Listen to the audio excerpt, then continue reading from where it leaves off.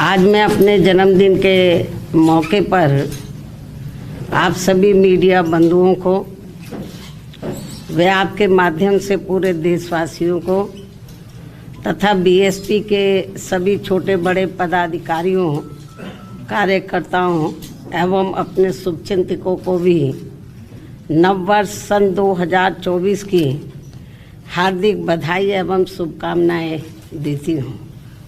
साथ ही कुदरत से ये भी कामना करती हूँ कि ये नववर्ष सभी की ज़िंदगी में अपार तरक्की व खुशहाली लाए तथा आए दिन नई नई आ रही बीमारियों के प्रकोप से भी जरूर बचाए। वैसे मेरे जन्मदिन को लेकर आप लोग ये अवगत हैं कि नव वर्ष के पहले महीने में ही अर्थात आज के ही दिन दिनांक 15 जनवरी को पूरे देश भर में बीएसपी पार्टी व मूवमेंट से किसी न किसी रूप में जुड़े लोग मेरा जन्मदिन विशेषकर जन कल्याणकारी दिवस के रूप में ही मनाते हैं और वे इस वर्ष आज भी उसी मिशनरी भावना व सोच के तहत ही मेरा जन्मदिन मना रहे हैं। पूरे देश भर में मेरा जन्मदिन मना रहे हैं। उसके लिए मैं उन सभी लोगों का व अपने शुभ चिंतकों का भी हार्दिक दिल से आभार प्रकट करती हूँ।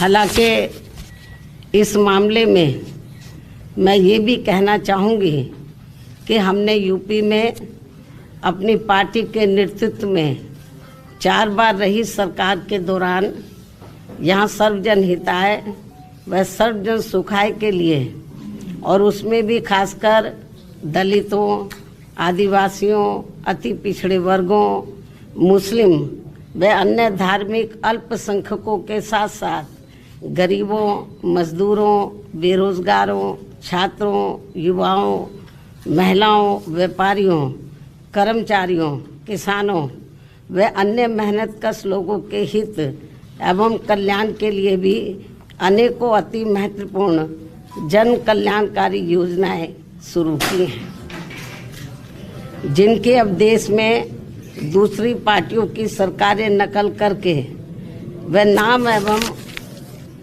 थोड़ा स्वरूप आदि बदलकर भुनाने में लगी हैं, किंतु उनकी जातिवादी, पूंजीवादी, संकीर्ण व सांप्रदायिक सोच होने की वजह से उनका इन्हें सही से पूरा लाभ नहीं मिल पा रहा है और अब तो इनको केंद्र व राज्यों की सरकारों द्वारा गरीबी, बेरोजगारी व महंगाई आदि से मुक्ति दिलाने की बजाय तथा रोटी रोजी व रोजगार के भी साधन उपलब्ध कराने की गारंटी देने की बजाय इन्हें फ्री में थोड़ा सा राशन आदि देकर अपना गुलाम व लाचार एवं मोहताज और बनाया हुआ है। जबकि हमने यहाँ यूपी में अपनी पार्टी के नेतृत्व में 4 बार रही सरकार के दौरान इन लोगों को वर्तमान सरकारों की तरह अपना गुलाम व लाचार एवं मोहताज न बनाकर बल्कि इन्हें बड़ी तादाद में सरकारी एवं गैर सरकारी क्षेत्रों में रोटी रोजी एवं रोजगार आदि के साधन उपलब्ध करा के व इनकी गारंटी देकर काफ़ी हद तक इनको अपने पैरों पर खड़ा भी किया है। साथ ही इन्हें मान सम्मान व स्वाभिमान की जिंदगी बसर करने का भी काफ़ी मौका दिया है, जो वर्तमान में हमें कहीं पर भी होता हुआ नज़र नहीं आ रहा है।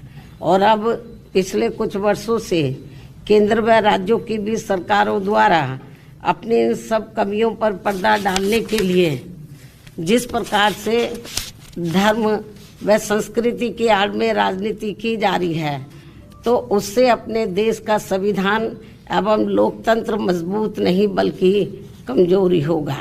ऐसी स्थिति में आज मैं अपने जन्मदिन के खास मौके पर व मीडिया के जरिए इन सभी दुखी एवं पीड़ित लोगों से व विशेषकर बहुजन समाज के सभी वर्गों से अर्थात दलितों, आदिवासियों, अति पिछड़े वर्गों, मुस्लिम व अन्य धार्मिक अल्पसंख्यक समाज के लोगों से ये कहना चाहूँगी कि वे अपनी रोटी रोजी व रोजगार आदि के लिए तथा मान सम्मान एवं स्वाभिमान की जिंदगी बसर करने व अपनी वर्तमान एवं आगे आने वाली पीढ़ी की बेहतरी के लिए भी अपने संतों, गुरुओं व महापुरुषों में भी खासकर महात्मा ज्योतिबा फूले, श्री छत्रपति शाहू जी महाराज, श्री नारायण गुरु, परम पूज्य बाबा साहब डॉक्टर भीमराव अंबेडकर एवं मान्यवर श्री कांशीराम जी आदि के बताए हुए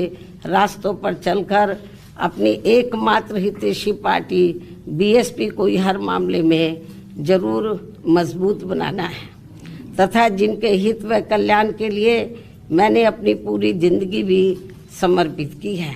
साथ ही केंद्र व राज्यों की भी सत्ता खुद अपने हाथों में लेकर बाबा साहब डॉक्टर भीमराव अंबेडकर द्वारा निर्मित संविधान में दिए गए संवैधानिक कानूनी अधिकारों का भी सही से पूरा लाभ लें, तभी फिर वास्तव में इन वर्गों के लोग अपनी खुशहाल जिंदगी व्यतीत कर सकते हैं। और ये सब हमने उत्तर प्रदेश में अपनी सरकार के समय में काफ़ी कुछ करके भी दिखाया है, जबकि कांग्रेस, बीजेपी व इनकी सभी सहयोगी पार्टियां भी जिनकी सोच, सिद्धांत एवं कार्यशैली पूर्ण रूप से जातिवादी, पूंजीवादी, संकीर्ण, सांप्रदायिक व सामंतवादी भी है, ऐसी ये पार्टियां सत्ता में बने रहकर इनको कभी भी अपने पैरों पर खड़े होते हुए देखना नहीं चाहती हैं। ऐसे में फिर इन सभी विरोधी पार्टियों की सरकारों के चलते इनका सही से पूरा विकास व उत्थान आदि नहीं हो सकता है। इतना ही नहीं बल्कि देश में SC, ST व OBC वर्गों के लोगों को सरकारी नौकरियों एवं अन्य और क्षेत्रों में भी आरक्षण दिए जाने की संविधान में जो व्यवस्था की गई है, तो उनका भी अब इन विरोधी पार्टियों की रही सरकारों में इन्हें पूरा लाभ नहीं मिल पा रहा है तथा अन्य और मामलों में भी इनकी लगभग यही खराब व दयनीय स्थिति बनी हुई है। इसलिए इन सब बातों को ध्यान में रखकर देश में गरीबों, मजदूरों, बेरोजगारों तथा बहुजन समाज के सभी वर्गों के लोगों को बीएसपी से जुड़ना तथा इन्हें फिर सत्ता तक पहुंचना बहुत ज़रूरी है। किंतु इन्हें यहाँ ये बात भी जरूर ध्यान में रखकर चलना होगा कि ये लोग अपने इस मकसद में कामयाब ना हो सके तो उसके लिए यहाँ सभी विरोधी पार्टियाँ अंदर अंदर एक होकर व किस्म किस्म के साम, दाम, दंड भेद आदि अनेकों हथकंडे इस्तेमाल करके इन्हें हमेशा सत्ता से दूर बनाए रखना चाहती हैं, जिनसे इन्हें हर स्तर पर सावधान रहना होगा तथा गुमराह भी नहीं होना है। और इस मामले में ताज़ा उदाहरण ये है कि अभी हाल ही में विपक्ष के इंडिया गठबंधन को लेकर जिस प्रकार से सपा मुखिया ने एक सोची समझी रणनीति के तहत बीएसपी के लोगों को गुमराह करने के उद्देश्य से कुछ ही घंटों के अंदर बीएसपी प्रमुख के प्रति गिरगिट की तरह अपना रंग बदला है, तो उससे भी पार्टी के लोगों को जरूर सावधान रहना है। इसके साथ ही पिछले महीने पार्टी की ऑल इंडिया की बैठक में आम सहमति से श्री आकाश आनंद को मैंने अपना एकमात्र उत्तराधिकारी घोषित किया था, तो उसके बाद से बीच में अब मीडिया में ये भी फर्जी व गलत खबरें प्रचारित की जा रही हैं कि ऐसा लगता है कि अब बीएसपी प्रमुख जल्दी ही राजनीति से संन्यास लेने वाली है, जिसमें रत्ती भर भी सच्चाई नहीं है। जबकि मेरी जिंदगी का आखिरी सांस भी पार्टी को मजबूत बनाने में ही लगा रहेगा। इस किस्म की फर्जी व गलत खबरों से भी पार्टी के लोगों को गुमराह नहीं होना है। और अब तो चुनावों में ईवीएम में अधिकांश धांधली व गड़बड़ी किए जाने की मिल रही खबरों से भी बीएसपी के लोग भी काफ़ी ज़्यादा दुखी व चिंतित भी हैं। हालांकि ऐसी स्थिति में ये व्यवस्था बाहरी देशों की तरह कभी भी यहाँ खत्म हो सकती है। ऐसे में अपनी पूरी ऊर्जा से पार्टी को मजबूत बनाने में लगे रहना है। अपनी पार्टी के लोगों को ऐसे में अपनी पूरी ऊर्जा से पार्टी को मजबूत बनाने में लगे रहना है। और यदि पार्टी के लोग इन सभी हालातों का मुकाबला करके अपनी पूरी ईमानदारी व निष्ठा से आगे बढ़ने की पहल करते हैं तो फिर हमारी पार्टी जरूर आगे बढ़ेगी। इसी भरोसे के साथ ही अब मैं अपने जन्मदिन के शुभ अवसर पर अपनी पार्टी व मूवमेंट के हित में हर वर्ष की तरह इस वर्ष भी मेरी लिखित पुस्तक मेरा संघर्ष में जीवन एवं बीएसपी मूवमेंट का सफरनामा के 19वें हिंदी एवं अंग्रेजी संस्करण का विमोचन भी करती हूँ। और ये पुस्तक खासकर वर्तमान युवा पीढ़ी व पार्टी में नए जुड़े लोगों के साथ साथ आगे आने वाली पीढ़ी के लिए भी उनका एक उज्जवल एवं बेहतरीन मार्गदर्शक बनने का काम करेगी, जिससे मैं हर वर्ष इस पुस्तक के जरिए आज के ही दिन अपने लोगों को ये खास तोहफा भी देती हूँ। और अब मैं इस अति महत्वपूर्ण पुस्तक का विमोचन करने से पहले पार्टी के लोगों से ये भी अनुरोध करती हूँ कि अब देश में लोकसभा के आम चुनाव होने का भी समय बहुत कम ही रह गया है। और यदि इस चुनाव में पार्टी के लोग मेरे दिशा निर्देशों के मुताबिक चलकर व रात दिन कड़ी मेहनत करके अपनी पार्टी का बेहतर रिजल्ट ले आते हैं तो फिर यही इनका इस वर्ष मेरे जन्मदिन का खास तोहफा भी होगा। वैसे मुझे पूरी उम्मीद है कि पार्टी के सभी लोग अपने तन मन धन की पूरी ऊर्जा, शक्ति, एकजुटता तथा आपसी भाईचारे के साथ मिलकर लोकसभा का ये आम चुनाव पूरी दमदारी के साथ ही लड़ेंगे और केंद्र की सत्ता में अपनी प्रभावी भागीदारी भी सुनिश्चित करेंगे। इसके साथ ही इस चुनाव को लेकर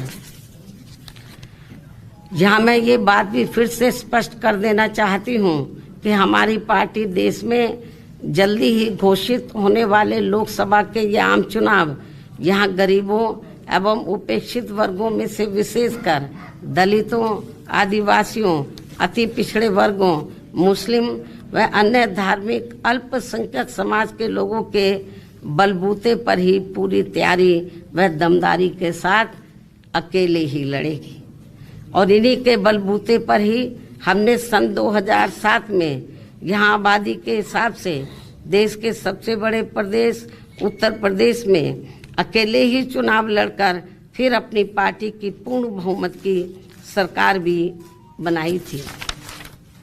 इसलिए अपने इस अनुभव को भी खास ध्यान में रखकर हमारी पार्टी लोकसभा के ये आम चुनाव अकेले ही लड़ेगी तथा देश की जातिवादी, पूंजीवादी, संकीर्ण व सांप्रदायिक सोच रखने वाली सभी विरोधी पार्टियों से अपनी दूरी बना के रखेगी। अर्थात हमारी पार्टी यहाँ किसी भी गठबंधन व पार्टी के साथ मिलकर ये चुनाव नहीं लड़ेगी। इसके साथ ही यदि ये चुनाव सन 2007 में यूपी विधानसभा के हुए आम चुनाव की तरह फ्री एंड फेयर होता है, जिसमें उस समय ईवीएम में कोई भी धांधली व गड़बड़ी आदि नहीं की गई थी, तो फिर इस बार हमारी पार्टी लोकसभा के आम चुनाव अकेले ही लड़कर अपना बेहतर रिजल्ट जरूर लाएगी। यहाँ मैं ये भी कहना चाहूँगी कि हमारी पार्टी गठबंधन न करके अकेले ही चुनाव इसलिए लड़ती है क्योंकि इस पार्टी का सर्वोच्च नेतृत्व एक दलित के हाथ में है, जिनके प्रति अधिकांश पार्टियों की जातिवादी मानसिकता अभी तक भी नहीं बदली है। यही मुख्य वजह है कि गठबंधन करके चुनाव लड़ने में बीएसपी का वोट तो गठबंधन से जुड़ी पार्टी को पूरा चला जाता है, लेकिन उनका अपना बेस वोट व विशेषकर अपर कास्ट समाज का वोट बीएसपी को ट्रांसफ़र नहीं हो पाता है। और इसके कुछ खास उदाहरण ये हैं कि यहाँ यूपी में सन 1993 में हुए विधानसभा के आम चुनाव सपा से गठबंधन करके लड़ने से बीएसपी की केवल 67 सीटें ही जीत कर आई थी, जबकि सपा को इसका ज़्यादा लाभ पहुंचा था। उसके बाद सन 1996 में बीएसपी ने यूपी में हुए विधानसभा का आम चुनाव कांग्रेस पार्टी से गठबंधन करके लड़ा था, जिसमें पार्टी की केवल 67 सीटें ही जीत कर आई थी और इस चुनाव में भी कांग्रेस पार्टी को ही ज़्यादा फायदा हुआ था। तो तब फिर बीएसपी ने यहाँ सन 2002 में विधानसभा के हुए आम चुनाव अकेले ही लड़ा था, जिसमें पार्टी की पहली बार यहाँ 67 से बढ़कर लगभग 100 सीटें जीत कर आई थी, जिसमें 2 हमारे विधायक सिंबल ना मिलने की वजह से समय से इंडिपेंडेंट जीत कर आए थे।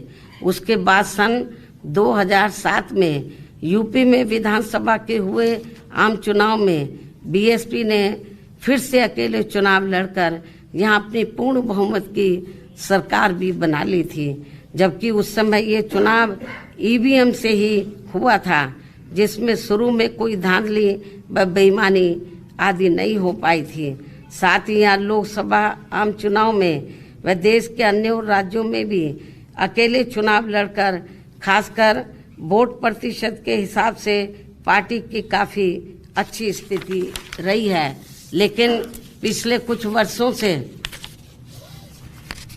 अब हर चुनाव में ईवीएम में काफ़ी धांधली व बेईमानी आदि हो रही है, ऐसी ये आम धारणा है, जिसकी खास वजह से अब हमारी पार्टी को भी यूपी सहित पूरे देश में काफ़ी कुछ नुकसान हो रहा है। जबकि इसके बावजूद भी हमारी पार्टी ये सोचकर देश में सभी चुनाव पूरी तैयारी व दमदारी के साथ लड़ती है कि पता नहीं कब ईवीएम में धांधली व बेईमानी आदि करने वालों का सिस्टम फेल हो जाए, तो तब फिर संबंधित चुनाव में सही रिजल्ट आ सकता है। हालांकि अब ईवीएम के विरोध में काफ़ी आवाज़ें भी उठने लगी हैं। ऐसे में ये सिस्टम कभी भी ख़त्म हो सकता है या फिर इसमें कुछ परिवर्तन भी किए जा सकते हैं। इसलिए हमें पार्टी के जनाधार को बढ़ाते रहना बहुत ज़रूरी है। हमारी पार्टी के लोगों को अपनी पार्टी के जनाधार को बढ़ाते रहना बहुत ज़रूरी है। साथ ही गठबंधन को लेकर खासकर मैं गठबंधन के बारे में बताना चाहती हूँ। साथ ही गठबंधन को लेकर पार्टी का ये भी मानना है कि इस मामले में अभी तक का अधिकांश अनुभव यही रहा है कि गठबंधन करके चुनाव लड़ने से हमारी पार्टी को फायदा कम व नुकसान ज़्यादा होता है तथा इससे पार्टी का वोट प्रतिशत भी कम हो जाता है और फिर बीएसपी से गठबंधन करने वाली पार्टी को पूरा फायदा पहुंच जाता है। यही मुख्य वजह है कि देश में अधिकांश पार्टियां बीएसपी से गठबंधन करके चुनाव लड़ना चाहती हैं, जबकि हमें बीएसपी के हित को भी देखना बहुत ज़रूरी है, जिसे मद्देनजर रखते हुए अब बीएसपी के लिए पार्टी व मूवमेंट के हित में अकेले ही चुनाव लड़ना ज़्यादा बेहतर होगा। लेकिन अब किसी भी चुनाव के बाद हमारी पार्टी खासकर कमज़ोर एवं उपेक्षित वर्गों के हितों में केंद्र व राज्यों की सही बनी सरकारों में व उनकी ज़रूरत को ध्यान में रखकर अपनी उचित भागीदारी के आधार पर शामिल भी हो सकती है। लेकिन चुनाव मिलकर नहीं लड़ेगी, चुनाव के बाद का मैं आपको बता रही हूँ, क्योंकि ऐसे में अब पूर्व की तरह पार्टी बाहर से फ्री में समर्थन देने वाली नहीं है। ताकि अपने लोगों के हितों में कुछ जरूरी कार्य होते रहे। संक्षेप में मेरा यही कहना है कि हमारी पार्टी अब देश में जल्दी ही होने वाले लोकसभा के आम चुनाव अकेले ही लड़ेगी, अर्थात किसी भी पार्टी व गठबंधन के साथ मिलकर ये चुनाव नहीं लड़ेगी। इन्हीं जरूरी बातों के साथ ही अब मैं अपनी पुस्तक का विमोचन करती हूँ।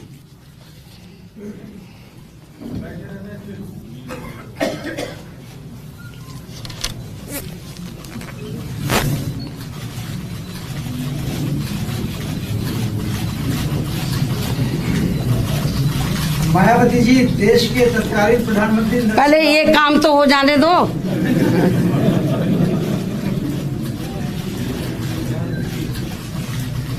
देश के तत्कालीन प्रधानमंत्री नरसिंह राव ने आपको कहा था कि आप भारतीय लोकतंत्र का चमत्कार हैं।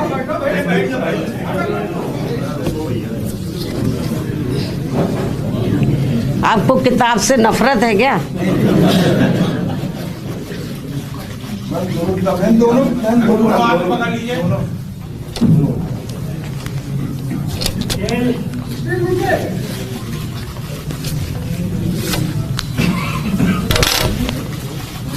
इधर थोड़ा हाथ कर लीजिए, चेहरा आपका नहीं आ रहा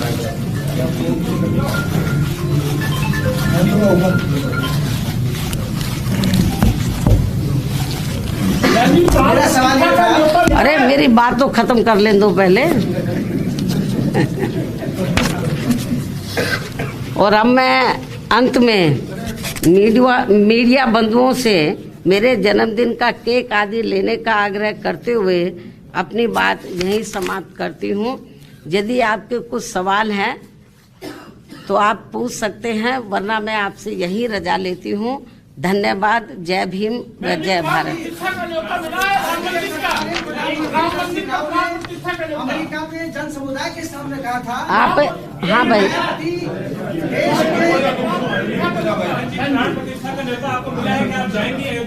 आप एक ही सवाल पूछ लो पहले। आप दोनों तय कर लो कि पहले मैं आपका जवाब दूं या आपका दूं। तत्कालीन प्रधानमंत्री नरसिंह राव ने अमेरिका में भारतीय समुदाय के सामने कहा था कि मायावती देश के लोकतंत्र का चमत्कार है, और देश ने उस समय स्वीकार किया था कि मायावती देश की प्रधानमंत्री पद की दावेदार बन चुकी है। आज आपका दावा क्या है? उनकी सोच का मैं स्वागत करती हूँ। आपने ये सवाल पूछा कि आपको राम मंदिर से निर्माण से संबंधित जो कंप्लीट लगभग होने के लिए जा रहा है, उससे संबंधित जो प्रोग्राम इस महीने 22 जनवरी को होने के लिए जा रहा है, तो उसके संबंध में आपने ये सवाल पूछा है कि क्या आपको इसका निमंत्रण मिला है, यही आपका सवाल है। तो मैं आपको ये बताना चाहती हूँ कि मुझे इसका निमंत्रण मिला है। तो और अभी इसका मैंने वहाँ जाने का अभी कोई फैसला नहीं लिया है, क्योंकि अभी मैं अपने पार्टी के काम में बहुत व्यस्त हूँ। लेकिन अयोध्या में 22 जनवरी को राम मंदिर को लेकर जो भी कार्यक्रम होने के लिए जा रहा है, उसका हमारी पार्टी को कोई भी ऐतराज नहीं है, उसका हम स्वागत करते हैं। और आगे चलकर जब बाबरी मस्जिद को भी लेकर ऐसा कोई प्रोग्राम होता है, तो फिर उसको भी लेकर हमारी पार्टी को कोई भी ऐतराज नहीं होगा, उसका भी हम स्वागत करेंगे। क्योंकि आप लोगों को मालूम है कि हमारी पार्टी धर्मनिरपेक्ष पार्टी है और सभी धर्मों का हमारी पार्टी एक बराबर उनका सम्मान करती है। तो चाहे हिंदुओं का मामला हो या सिखों का हो, बुद्धिस्टों का हो, मुस्लिम समाज का हो या अन्य मजहब को मानने वाले लोगों का हो, तो उनका कोई भी कार्यक्रम होता है या वो कोई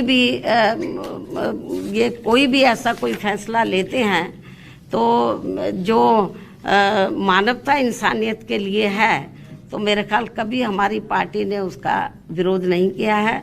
मैं फिर इसको रिपीट करती हूँ इस बात को कि बीएसपी ही देश में अकेली एक ऐसी पार्टी है जो धर्मनिरपेक्ष पार्टी है और सभी धर्मों का एक बराबर हम सम्मान भी करते हैं। मुझे जो इनविटेशन मिला है, तो इसके लिए हम उनका स्वागत करते हैं। और मैं यदि ज़्यादा व्यस्त नहीं रही, क्योंकि और भी पार्टी के काम हैं, तो मैं ज़रूर, अभी मैंने कोई इस मामले में अभी कोई डिसीजन नहीं लिया है, अभी तो कई दिन पड़े हुए हैं। तो जो भी डिसीजन लिया जाएगा तो वो आपके सामने होगा।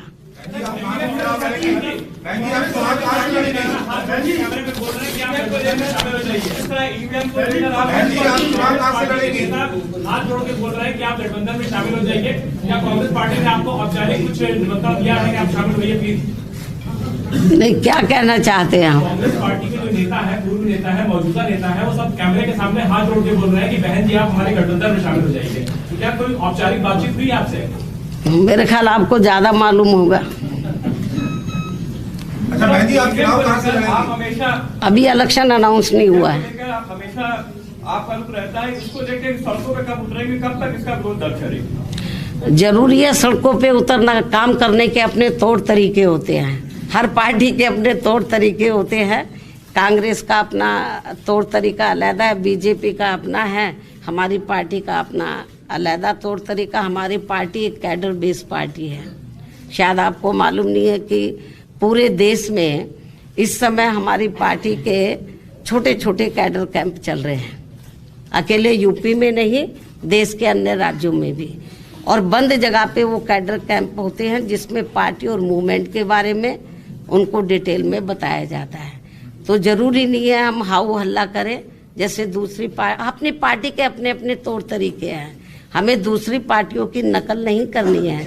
हमारा जो अपना एक सिस्टम है काम करने का, उसके हिसाब से हम लोग चलते हैं। ऑनलाइन ऐप भी आपने जारी किया है? ऑनलाइन ऐप जारी कर रहे हैं अब ये तो चलता रहता है, अब ये आपके सामने आता रहेगा। हाँ हाल के चुनाव में मैडम, हाल के चुनाव में जो मत प्रतिशत था आपका भी दहाई से इकाई रह गया है, और ऐसी स्थिति में किस तरह से आपका ये मत प्रतिशत बढ़ेगा? राजनीति में उतार चढ़ाव आते रहते हैं। एक सवाल बहन जी और करना चाह रहा था कि ये कहा जा रहा है कि अगर गठबंधन बसपा नहीं करती है तो सारा फायदा जो है भाजपा को पहुंचेगा। अब कौन क्या सोच रहा है ये तो आप उन्हीं से पूछे, लेकिन मुझे तो ऐसा लगता है कि ये लोग जितना कांग्रेस बीजेपी वाले ये लोग चुनाव लड़ेंगे मजबूती से, तो आपको मालूम है कि इनका अपर कास्ट का वोट हमको मिलने वाला तो है नहीं, इनका बढ़ जाएगा, बीएसपी को फायदा भी हो सकता है।